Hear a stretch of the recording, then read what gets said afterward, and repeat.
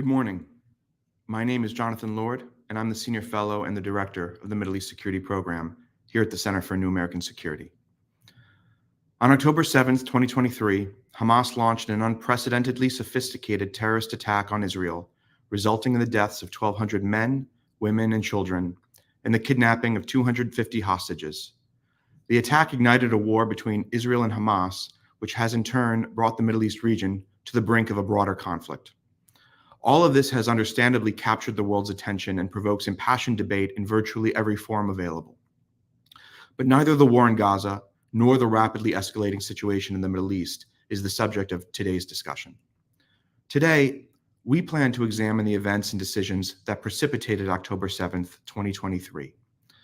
That attack commenced 50 years and one day after the start of the October 1973 Yom Kippur War, in which Egypt and Syria coordinated a crippling surprise military assault on Israel, which until this past year stood as the worst intelligence and military readiness failure in Israel's history. There are haunting similarities that have emerged between the intelligence, military, and policy failures that precipitated the two largest catastrophes in Israeli history. What lessons were learned after 1973 that may have been forgotten since, enabling Hamas's terrible success? What similar catastrophes are lying in wait, and what might we do to prevent them? Joining me to discuss, I'm pleased to welcome three very impressive scholars. Dr. Uri Bar-Joseph is a professor emeritus at Haifa University, focusing on strategic and intelligence studies. In addition to numerous refereed journal articles and book chapters, he wrote 9 books, including The Watchman Fell Asleep, The Surprise of Yom Kippur and Its Sources, The Angel, the Egyptian Spy Who Saved Israel, with Rose McDermott, Intelligence, Success and Failure, The Human Factor, A War of Its Own, the Israeli Air Force in the War of Yom Kippur and Resilience, the IDF in the Yom Kippur War. Dr. Itai Shapira is a retired colonel from Israeli Defense Intelligence with more than 25 years of service as an intelligence analyst and manager on the tactical, operational, and strategic levels. Dr. Shapira earned his PhD from the University of Leicester, studying Israeli national intelligence culture. He has written about Israeli intelligence and strategic cultures, as well as about the philosophy of intelligence. Dr. Shapira's latest article was published in the journal Intelligence and National Security, discussing lessons which can be learned from the Yom Kippur War in 1973. Dr. Devorah Margolin is the Blumenstein-Rosenbloom Fellow at the Washington Institute and an adjunct professor at Georgetown University. Her research primarily focuses on terrorism governance, terrorism financing, the role of propaganda and strategic communications, countering and preventing violent extremism, and the role of women and gender in violent extremism. She earned her PhD in International Relations and Security Studies from the Department of War Studies at King's College London. Dr. Margolin previously served as Director of Strategic Initiatives and a Senior Research Fellow at the Program on Extremism at the George Washington University. And as we begin, I'd like to remind our virtual audience they can submit questions for our panelists by navigating to cnas.org/live or Twitter, formerly Twitter, now X, using the hashtag CNAS 2024. I'm going to begin by directing a question to Dr. Uri Bar-Joseph. Uri, I'm not exaggerating when I say you are probably the world's most prolific scholar on the 1973 Yom Kippur War. Just to help orient our audience members who may not be closely familiar with the history of the war, I'm going to direct a very difficult task to you at the top of our program. In about 5 minutes, can you sum up what occurred leading up to the war? Basically, I'm looking for the elevator pitch on your life's work, and then I promise we're going to dive in deeper. Okay, thank you and good morning. Well, it is a difficult task, but let me put it this way. Israel was very well prepared for the war in 1973. The Israeli army prepared itself very well for this type of war. And it based all its preparations on the assumption, which was considerable to be a very realistic one, that it will get a warning something like 3, 4, 5 days before war erupts. This assumption was reliable because Israel had excellent sources. Best of them were human sources in Egypt. The most important of them was the advisor, very close advisor of President Sadat, who sat next to him. His name was Ashraf Marwan. He was married to President Nasser's daughter, and he contributed his services to the Israeli Mossad since 1970.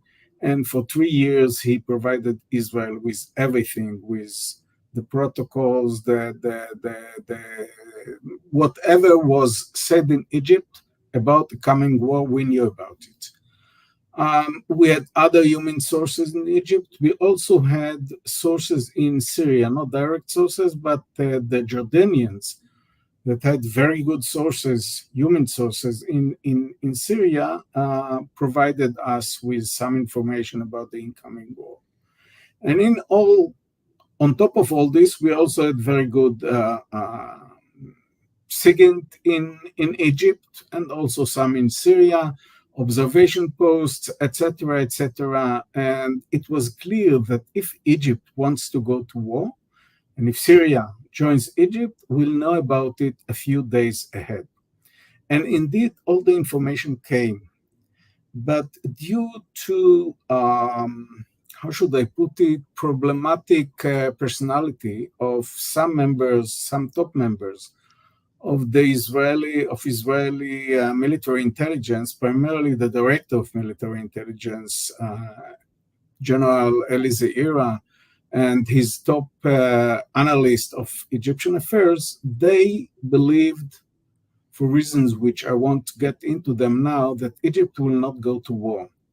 And therefore, they ignored all the warning signals and all the information that Israel received that Egypt is going to war. And the end result was that about 30 hours before war began, military intelligence, which in Israel is the national estimator, this is the organization. In 1973, it was the only organization that estimated intelligence. Military intelligence repeated again and again, Egypt is not going to war, Syria is not going to war, they're worried about Israel going to launch an attack on them, etc. This is the reason for the readiness or exercise or whatever it is. And only 8 hours before war began, Israel received the final word from its top agent, Ashraf Marwan, that Egypt will start a war today. And this was a little bit too late to mobilize the reserve army. And therefore, when war erupted, the Israeli army was not deployed for war. And this was the reason for the initial success of the Egyptian and the Syrian armies in the attacks during the first day of the war.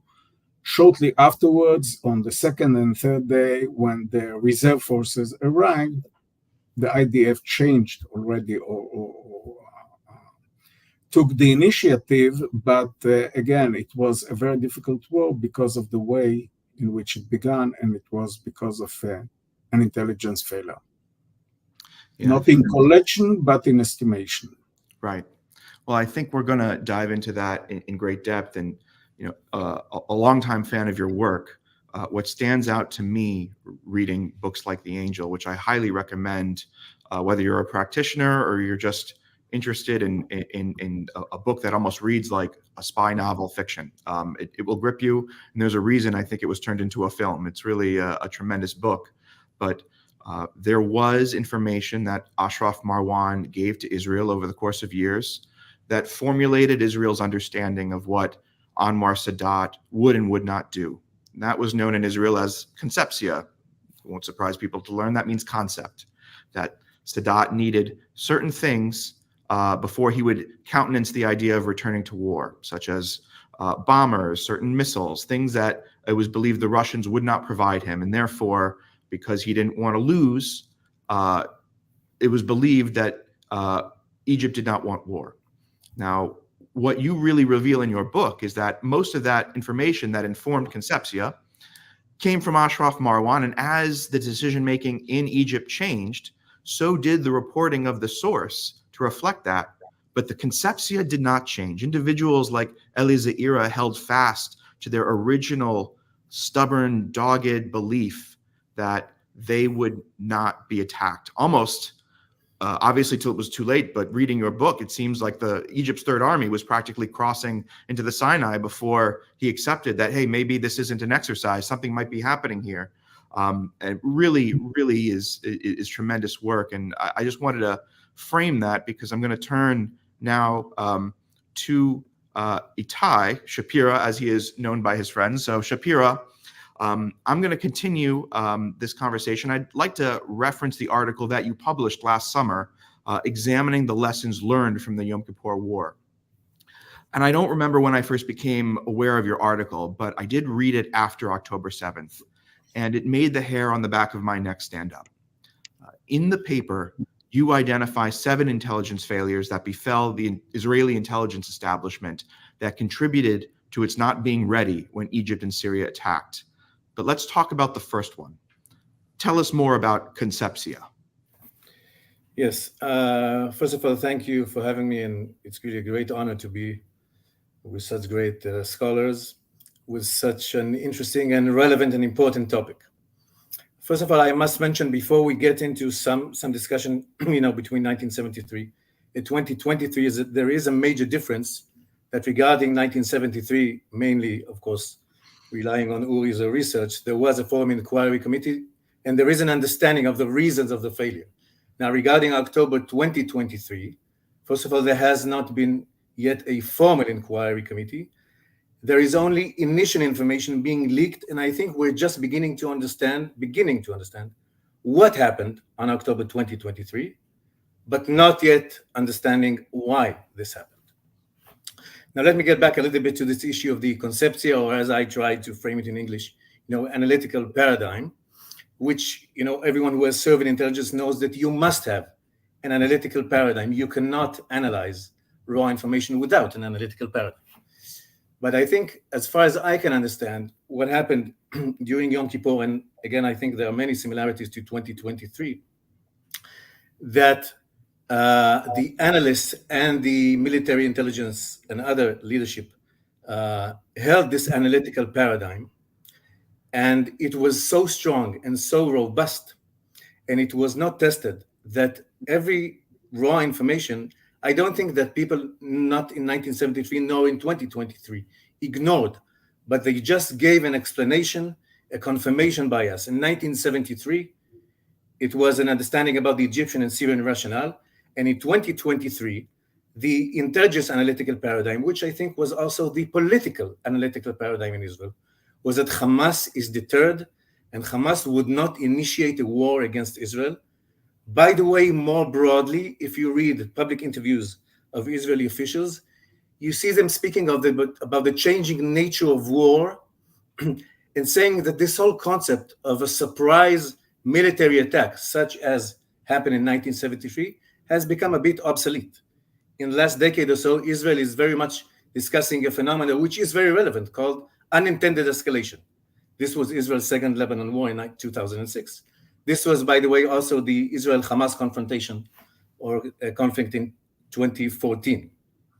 So I think the issue is that the analytical paradigm in 73 and 2023 was so strong, and it's not only an analytical paradigm about the adversary, it's also an analytical paradigm about what we military officers call the blue side, what you as Israel affect the adversary. In 2023, for example, 2 parts of the analytical paradigm was first that Hamas was deterred because Israel harmed it tremendously in May 2021, Guardian of the Walls operation, and second, because Israel had civilian measures towards Gaza, which also augmented Hamas deterrence, since, again, Israel believed that Hamas would not initiate a war because it needs to take control and to take care of the civilians in Gaza.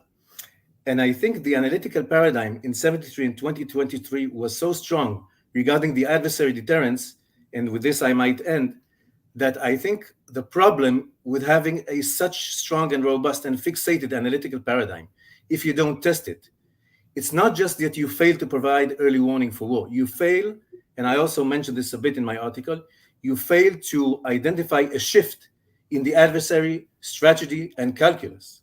Now, everyone who's read Uri's amazing research, you can see that in the end of 1972, the Egyptians changed their strategy, changed their calculus regarding how they vision a war with Israel.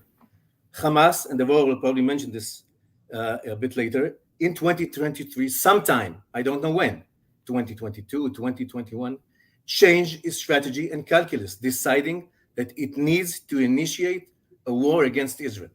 And if you have such a fixated analytical paradigm, then nothing can change it, and with this I will really end. According to the initial information, Israeli military intelligence obtained an original Hamas presentation showing its operational plan to infiltrate Israel. But this was explained as, something for training, for a foundation for force buildup.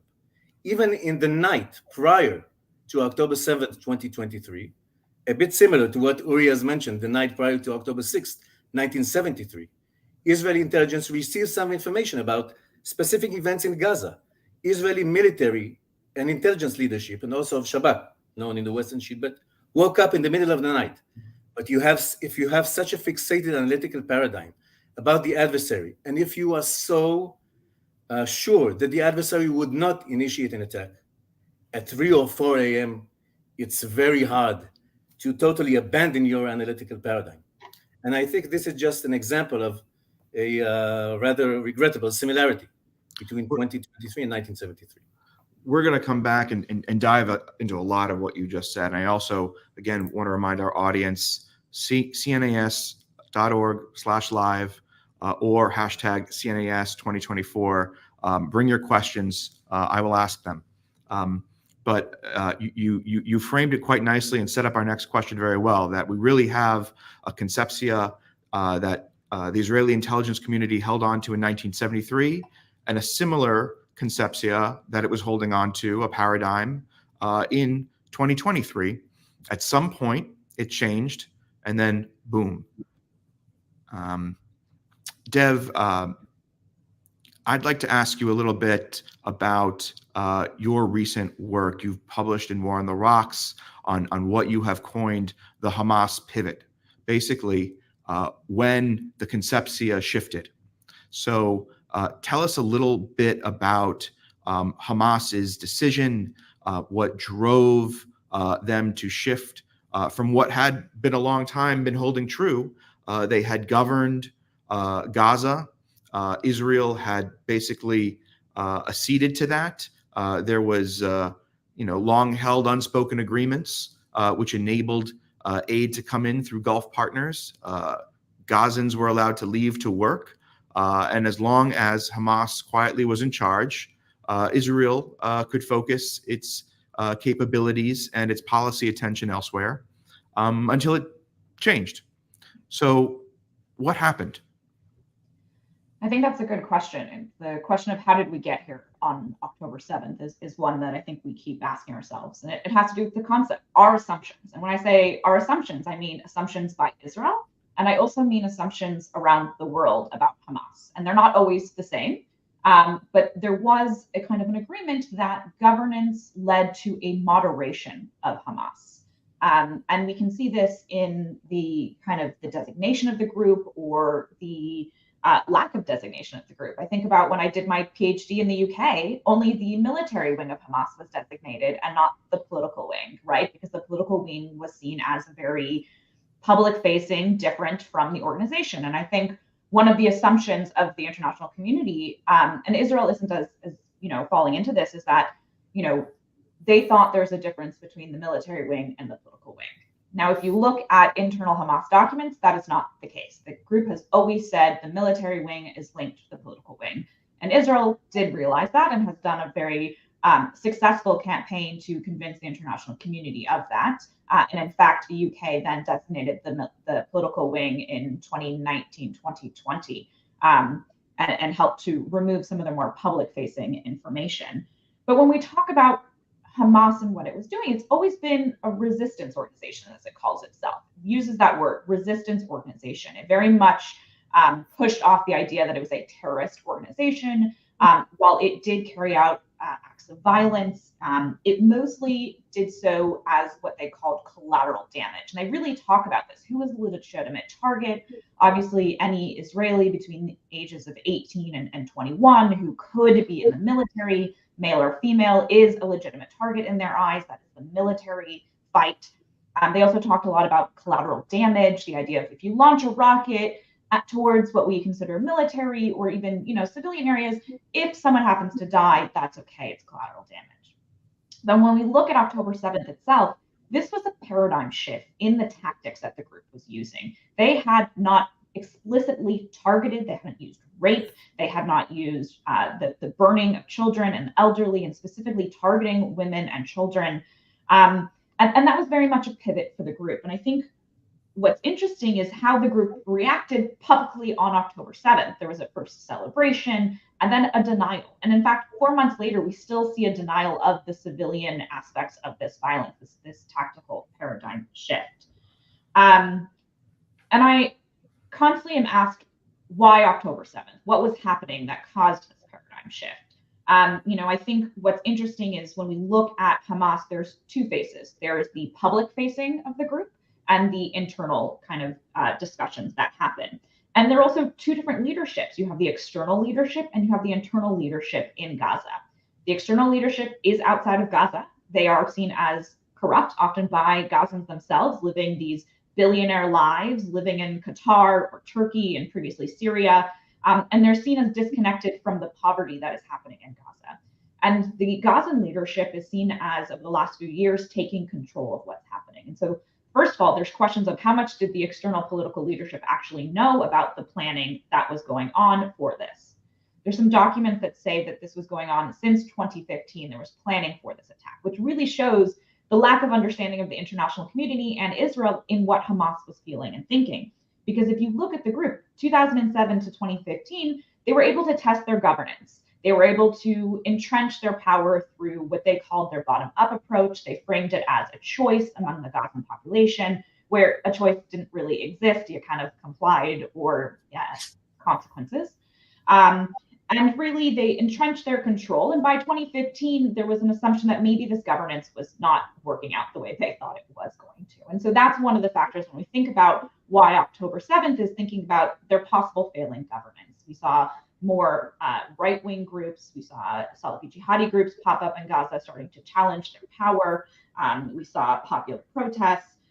We saw, as we get on, we also see sooner, Israeli normalization, the moving of the Palestinian issue to the side and the forgetting of this. And so I can keep going on about all of these indicators that we could be looking at. But I think, when we talk about why October 7th, what did we miss? We looked at indicators that Hamas wanted us to. We looked at the 2017 document in which they used language that even made Israel say, oh, maybe this is a more moderate organization, when that was not the case. But we know that in 2017, when they were using this more moderate public language, they were already planning this attack. And so we were looking at the wrong indicators in this. That's interesting. It makes me think, because I too have been thinking about this tension between leadership in Qatar versus in Gaza. And there's also a generational aspect here too, with the founder of Hamas, Sheikh Yassin. Obviously he passed away. He was targeted and killed some years ago, 20 years ago. But even Ismail Haniyeh, this is the founding generation, and yet individuals like Yahya Sinwar, Mohammed Deif, they are of a next generation who sort of came up already and spent time in Israeli prisons. Yahya Sinwar was the counterintelligence chief for Hamas, known as the Butcher of Gaza, for targeting Gazans who were believed to have been perpetrating with Israelis. He speaks Hebrew fluently. So there is definitely perhaps an evolution that's occurring in Hamas that contributed. And you've spoken very eloquently about some of the macro factors. I want to get back a little bit to some of the intelligence indicators that might have been a little bit more tactical that were missed. So just referring back here a little bit to my notes, I keep on drawing this comparison on 73. So Uri, you've obviously written extensively about Ashraf Marwan, this human source in Egypt, the angel, as you coined him, and how for years he fed the Israelis intelligence that went into constructing their concept of what Sadat was and wasn't willing to do in terms of attacking Israel. And even when Sadat's thinking changed, Marwan reported it to his Israeli handler in the Mossad. And it's worth noting that the Mossad at that time was led by Zvi Samir, who actually passed away last week at the age of 98, just as an aside. But others in the establishment, as you mentioned, refused to update their thinking. Eli Ze'ira, most famously. Instead, he held fast to his original conceptia, which had been informed by the same source. So I'm somewhat curious how you explain that stubbornness in that case. What prevented the head of intelligence analysis for Israel to look at information coming from the same source that had informed original analysis, and when new information came, why was that rejected? What biases perhaps led for Ze'ira to say this but not this? Well, again, it is a matter of a lecture of another hour or so, but I would put it in a nutshell. Ze'ira had what we call in cognitive psychology a personality of a person who has a very high need, extreme need for cognitive closure. In simple terms, it is a person who doesn't see the gray areas, only black and white, find it very difficult to change his early estimation when new information that contradicts it arrives. And he's an authoritarian type. And I wrote a lengthy article with another scholar, psychologist, not a political scientist, about this topic. And my conclusion was that the most dangerous thing for military intelligence in Israel, or for intelligence estimators in Israel, is that a person with a similar personality to Ze'ira will have military intelligence and will be Israel's national estimator. I don't know Haron Haliva, the present director of military intelligence. I don't know much about him. But here and there, I hear stories that show that he had a similar type of, in some lines, similar type of personality like Eli Ze'ira, and I understand that in some circles, political and military circles, he is known as Eli Ze'ira of 2024 or something like this. Probably it's a nickname. But I would like, nevertheless, now to say something else. This relates to what Itai spoke about, and I want to emphasize one change, one difference between 2023 and 1973. As Itai said on the night before the attack, Israel intelligence collected a number of warning indicators that show that something is cooking up in Gaza. Nevertheless, neither the chief of staff who received this information, nor the commander of the Northern Command, or the division commander in the Gaza area they didn't take any step, any move to raise the state of alert of the soldiers that were in line already, of the 20 tanks that were there, of the 500 or 400 Golani soldier, infantry soldiers that were ready there, and they should have been alerted by everything I know about military service and surprises, etc., etc. And I want to compare it to what happened in 1973, because in 1973, on the morning of October 5th, about 30 hours before the war started, the chief of staff received the air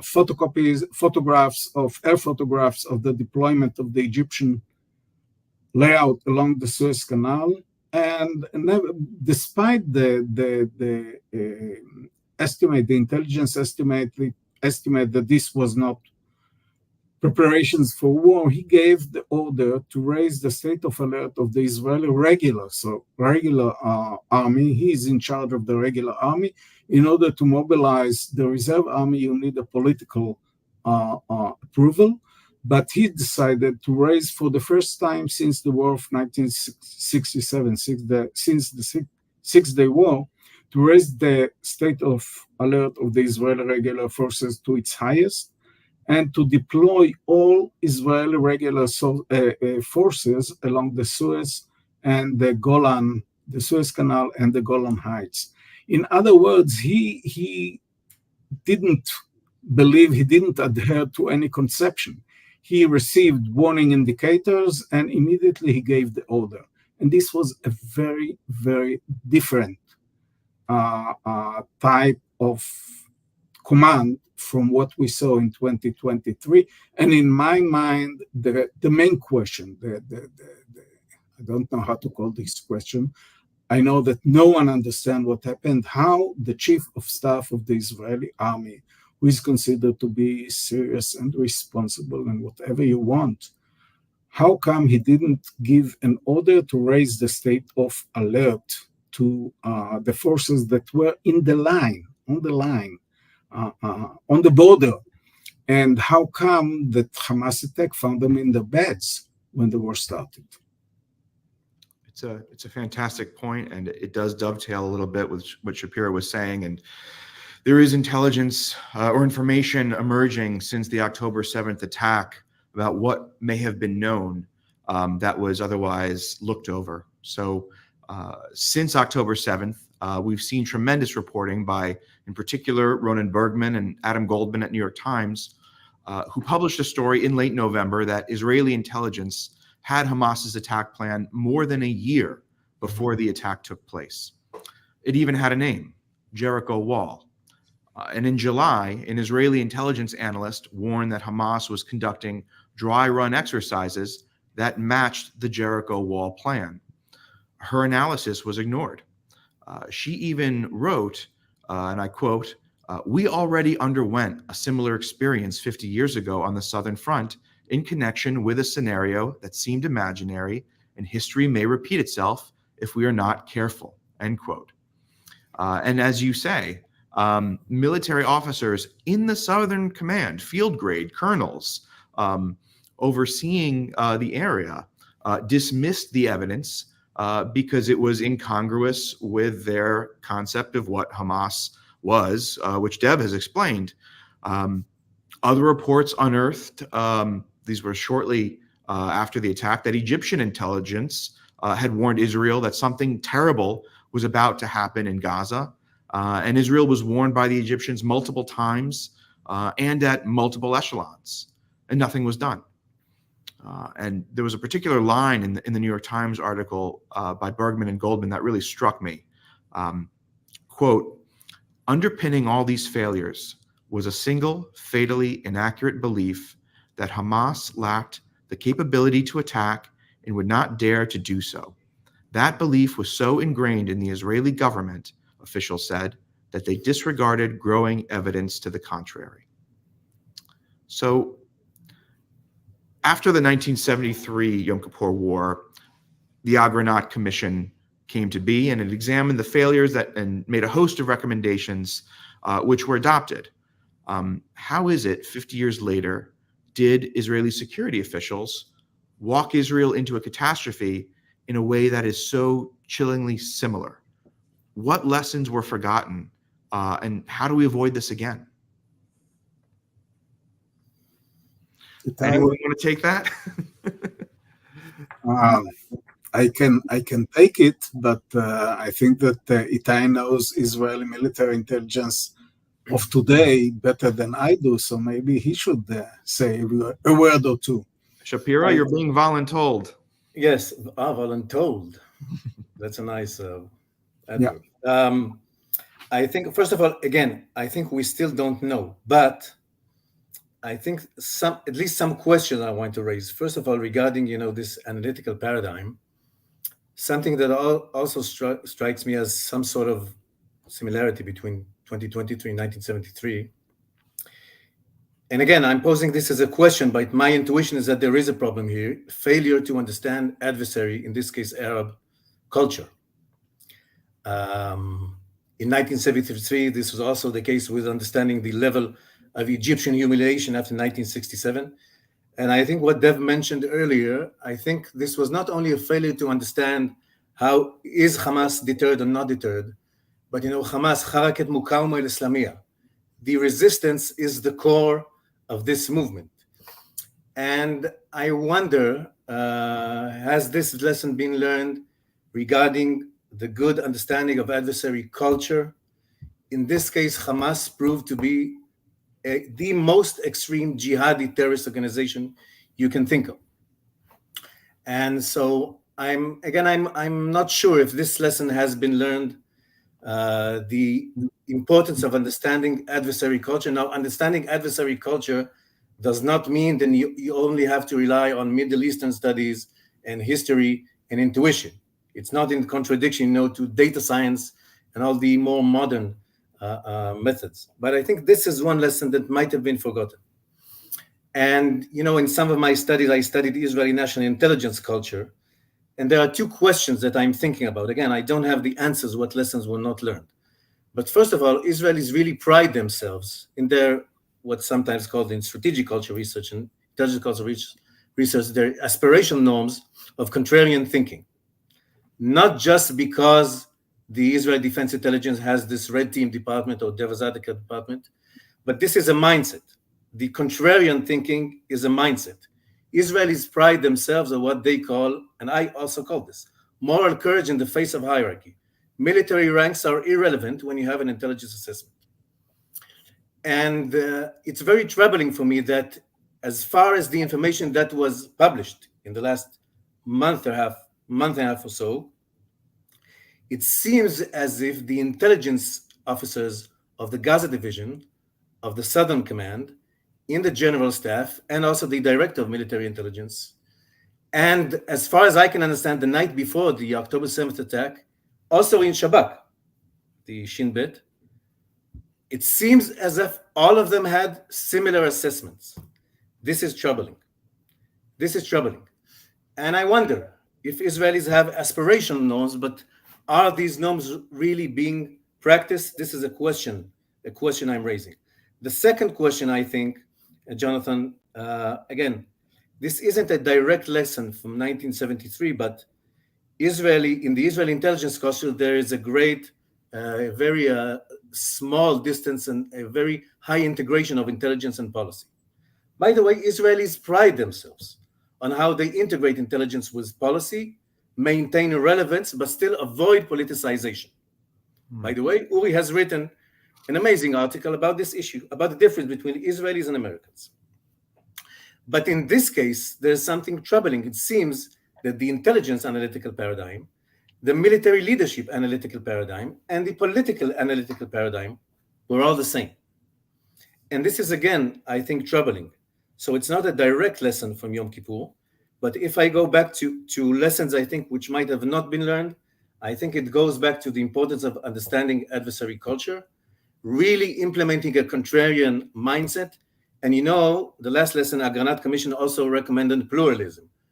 Pluralism, differences of opinions, not only inside the military intelligence, but also between intelligence organizations. Mm-hmm. Disagreements between intelligence organizations are good for analysis. Mm-hmm. And Israelis pride themselves. But in this case, it seems that this pluralism was not really executed. Too many people, too many organizations, again, as far as the information that was published, too many people, too many organizations held the same analytical paradigm. So again, these are only my initial questions because I still don't know what happened and definitely why it happened. I have a question from the audience that I'm going to direct to Dev in a moment. But I just want to respond to something interesting that you said, Itai, on the importance of pluralism. And if I recall, One of the things that came out of the Agranat Commission was the creation of a devil's advocate. I'm not going to reveal my sources here, but I have been in touch with some individuals who were in senior defense intelligence roles in Israel after Zaira and the failure of 73, who took an approach of making sure that the smartest person in their unit, the most capable, difficult, hard-charging colonel you could find, that's the person they wanted in the devil's advocate, as opposed to just filling the billet with a body and putting the best of the best on the intelligence desk. There were leaders in the aftermath who really leaned in to the recommendations for fear of a repeat. And I wonder if over time, perhaps many of those institutional norms eroded and there was a degree of complacency. And I also want to come back to the policy and politics issue of this. But first, from our audience, someone named Jonathan, not me, do we think the plans and capabilities of Hamas reflect a change in strategic thinking, or was there an event closer like Al-Aqsa or another meeting that led Hamas to shift its decision-making? Dev, have at this, please. Yeah, I'd say that Hamas's strategic thinking never changed. I think our understanding of its strategic thinking changed. We have assumptions about its moderation. The group didn't. And so I think I would say when we think about the why now part, yes, events like Al-Aqsa, did have an impact. Like I mentioned before, peace negotiations, the Abraham Accords was a huge part of that as well. A lot of the Hamas leadership talked about the Palestinian issue was pushed to the side. There was also Iranian escalation. Iran has many proxies around the world, some with a shorter leash than others. Hamas had a pretty long leash, but Iranian escalation did encourage part of Hamas's thinking as well. And also its failure in governance. It had corrupt leaders. It started to have internal protests, which really were not very common in the last couple of years. We've seen a lot more internal protests. We even saw some internal protests earlier this week. And I think governance was a bit more than Hamas bargained for. When I think about the goal of what Hamas was trying to do and any lessons learned, I do think that there's two things I want to flag. The goal was to create such a visceral response from Israel through its violence that the Israeli response would be seen as so disproportionate that everyone would forget what happened on October 7th. And I think when you look at that Hamas goal, they have been successful, specifically if we look at today and rulings that are coming out. And I think the second was to revive the Palestinian dream. And that just came out again in a speech this week by Hamas leadership. And I think that's also been the case. And so I think when we think about lessons we have not learned, is even in its response, Israel seems to be falling into Hamas's traps. I think, to reflect on what Shapira was saying, I think liberal democracy is both the best thing in the world and also can be one of our biggest hindrances. It can be our stumbling block because we listen to our populations, we answer to them, we have things in place. And I think about what was happening in Israel in the lead up to October 7th, the pro-democracy protests, fighting what many believed was corrupt leadership and how that may have affected as well. And I'm sure my colleagues here on the panel are better equipped to talk about that, but what role that played in the intelligence failure. Yeah. We have a series of questions coming in now from the audience, which is great. And they actually dovetail very well with some of the questions that I was going to ask that might take us to the end of our program. So I'm just going to lean into them. And they actually are very tied to what we're discussing now. So Itai, you mentioned the political component. We have a question in our audience from Eli, a friend of the show.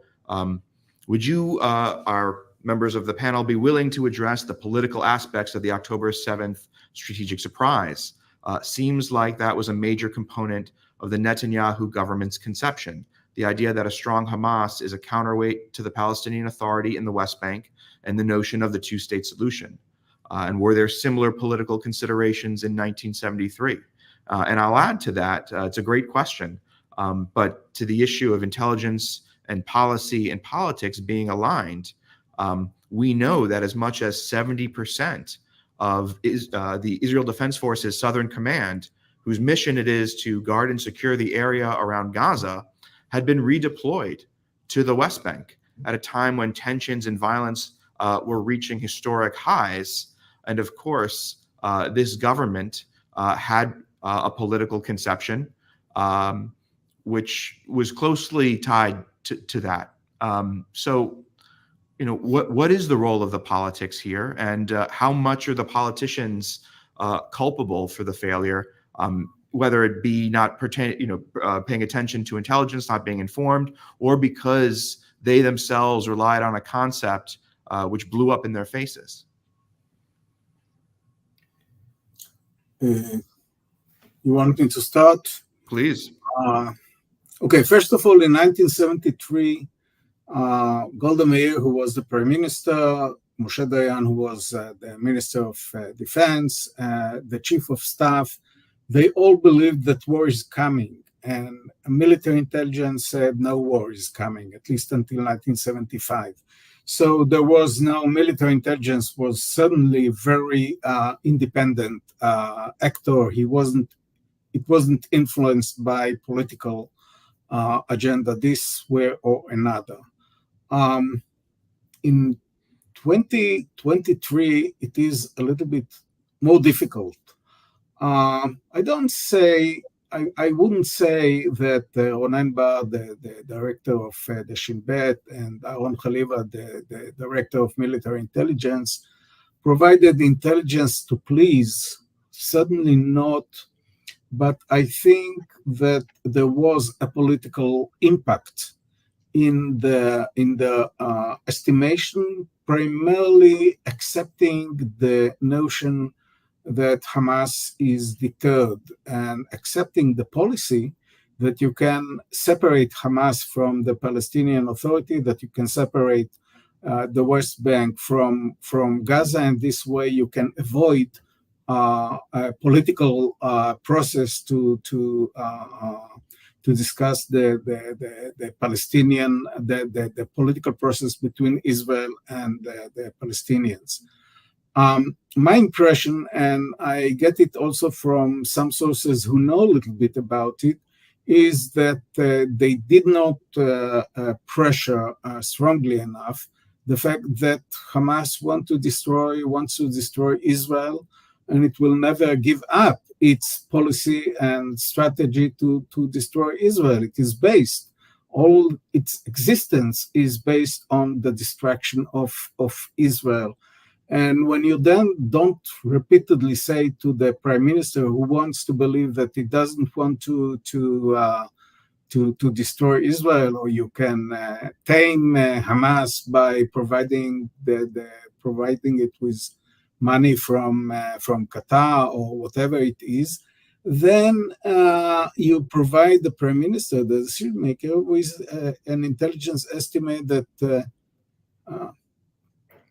comes closer to his political needs, and at the same time you diminish the level of alertness that should be among intelligence analysts with regard to what Hamas intends to do.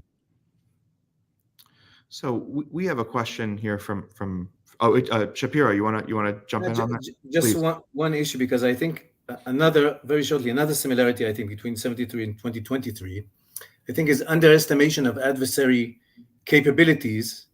Then it was mainly the Egyptians, now of course Hamas. But not only that, it's a lack of analyzing or using intelligence about adversary capabilities to understand adversary strategy. I think that was a failure in 73, and it might have also been a failure now. Now, I want to put this into a perspective regarding the intelligence and policy, interaction. If Israeli intelligence in 2023 would have said that Hamas is capable of conducting a surprise military attack against Israel, and is not only capable, but also intends to do that, this means that would have meant that the IDF operation in 2021, Guardian of the Walls, was not effective. this would have meant that the Israeli policy, bringing money through by Qatar and so forth, is not effective. And giving such an intelligence assessment to military commanders and to politicians is problematic. So I just want to frame this, and again, I also mentioned this in my article. When you analyze adversary capabilities, you also, besides the military analysis per se, I think one very important lesson which might have not been learned, has not been learned, is to understand what this means about adversary strategy.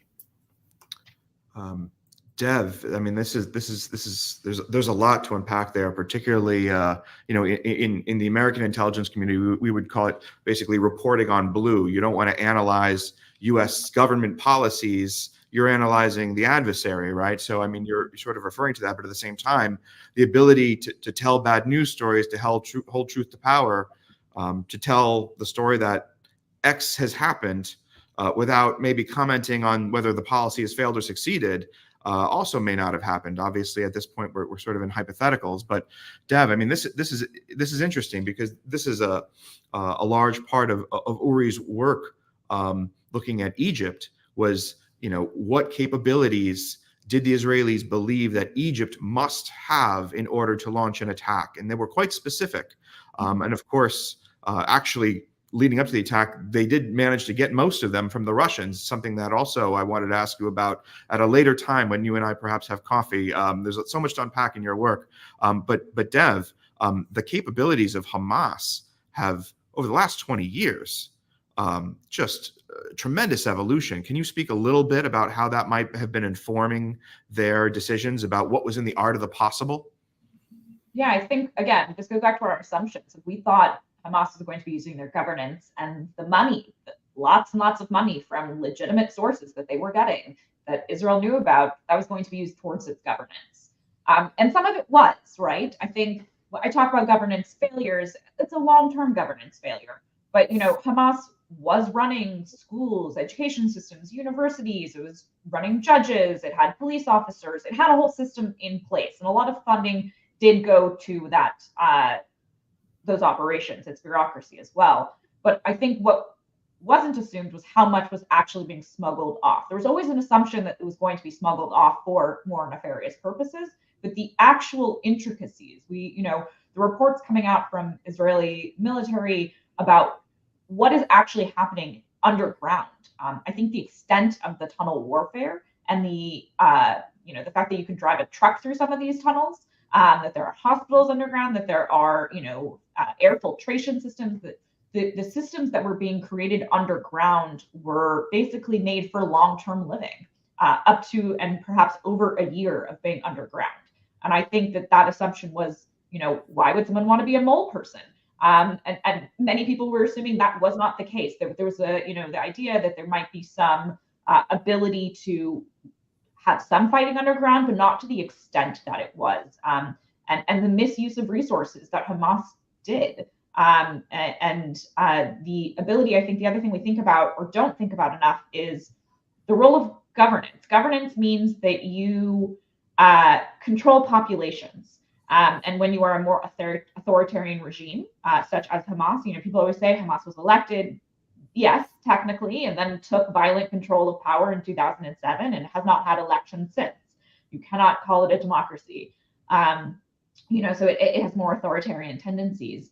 The ability to push back or fight that corruption that is taking place doesn't exist. And I think, there was just an announcement by the US, an investigation into UNRWA's possible participation or involvement of UNRWA staff on October 7th, right? When you infiltrate a population, you infiltrate all the services as well. And so I think there was a miscalculation for what that meant.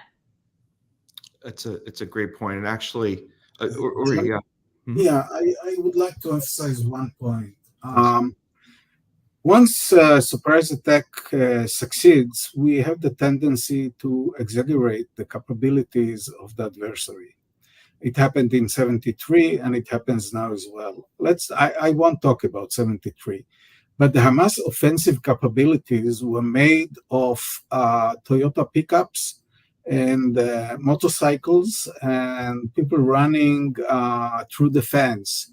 And if you had the basic military force, you don't have to mobilize the army, you don't have to do anything. You have to put 20 tanks in their position and they are shooting at these pickups that Hamas wouldn't have crossed. So they didn't have such a major, wonderful military capabilities that we didn't realize. We simply didn't put even one soldiers to against this force, and this was the result, not because they were so great, but because we, the Israelis, were so poor.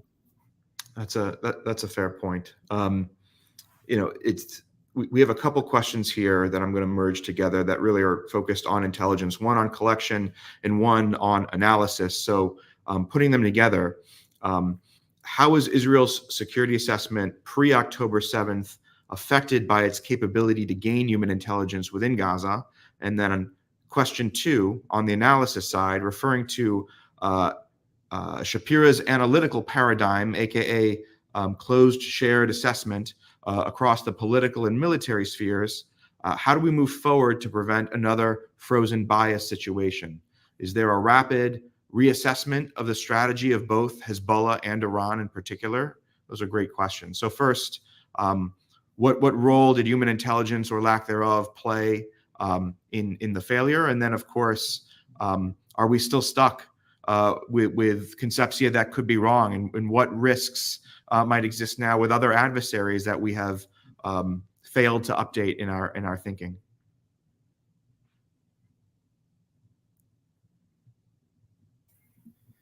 I know that Uri is a great fan of HUMINT, so I'll take the second question. I think the major really analytical or intelligence challenge right now is, since many of Israel's analysis regarding Hamas, and not only analysis, basic assumptions about Hamas have proven wrong. The major question is, do we now abandon all of our analytical paradigms and all of our assumptions about Hezbollah or about Iran or about the Houthis or whatever? And again, I don't know this specifically, but as far as I know, many of these analytical paradigms, not regarding Hamas, but regarding all the other adversaries, and also regarding some other players in the Middle East, are being reassessed. So I think, I served for more than 25 years. This is a shock. This is a trauma. I have many friends serving. I know most of the, the IDI and also Shabak leadership. I think it was a trauma, but I think many analytical paradigms and assumptions are now being reassessed. And I think the major challenge is not to totally abandon everything we knew about Hezbollah. By the way, I think had Israel abandoned all of its paradigms regarding Hezbollah, it might have, conducted a preventive attack, which I think personally would have been a mistake. But not totally abandoning, but not, adhering to the same analytical paradigms. And I think, and I don't want to get too much into, analytical methodologies, not to mention SATs, which Israelis usually are not very fond of structured analytical techniques, let's put it this way. But I think that many methods of, key assumption check and red teaming now need to take place. And as far as I understand, they are already taking place. I think Israeli intelligence has suffered such a tremendous shock and trauma and failure, but it will recover because it must recover.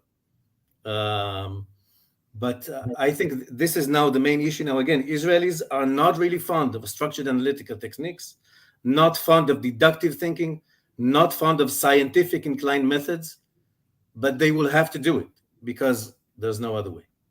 Yeah, I can tell you that, I myself have wrestled with this question, particularly thinking about Hezbollah of late. I mean, I have gone on television when asked about what Hezbollah will do now, and I have said, well, Hezbollah, they have a different calculus, and they are affected by the politics in Lebanon, and they have a governance role. And then I've stopped to think, well, the irony here is I could have been saying all that about Hamas on October 6th.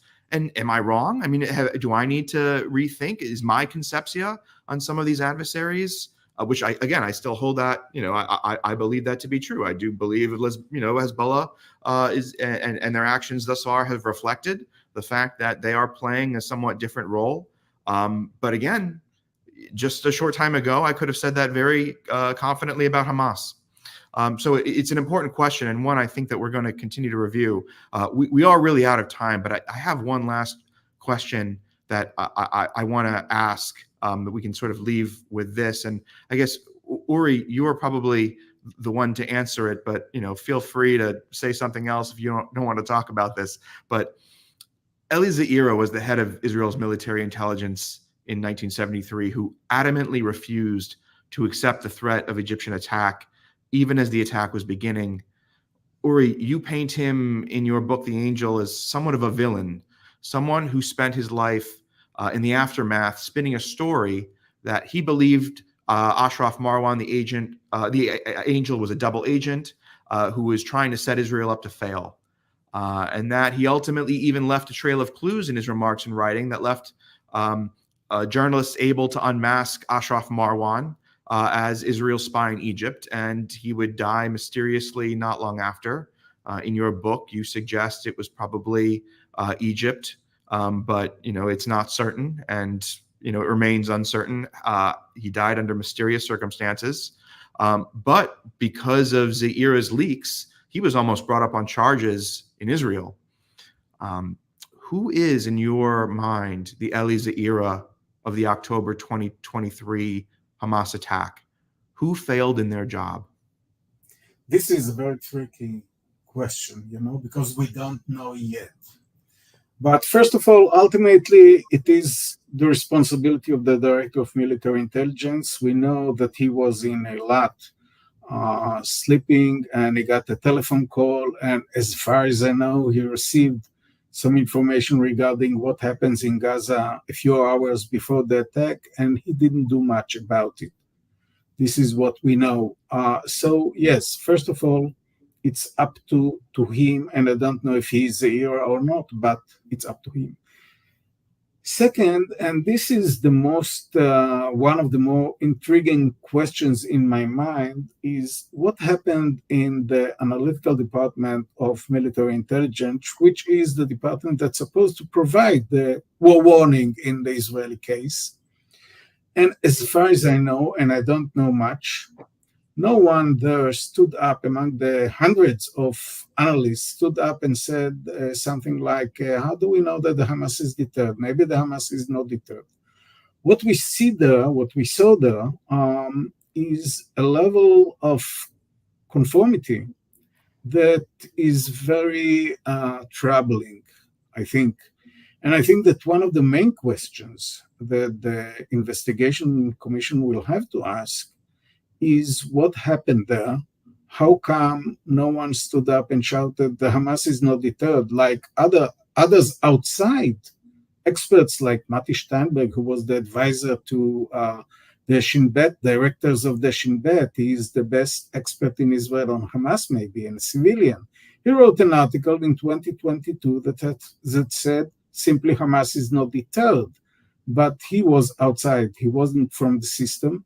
And no one listened to him. And among tens or thousands or hundreds of analysts, no one said what he said in 2022. This is amazing. And here lies a major source of the problem. That's an excellent place to leave this. I mean, obviously, there's a lot yet we don't know. We have not had our quote-unquote Agronaut Commission. That is, of course, under great political debate right now about when is the appropriate time and who should be the commissioners, and everything being politicized. We'll have to wait and see. But clearly, it's important that we begin to engage on these issues now, because we don't necessarily know whether we, as American practitioners or Israeli practitioners or others in the world, what analytic concepts we may be holding on to that have passed their sell-by date. So this subject is going to be really important as we move forward, as we think about other adversaries. And I'd just like to thank very much all of our guests today who are truly experts in their field.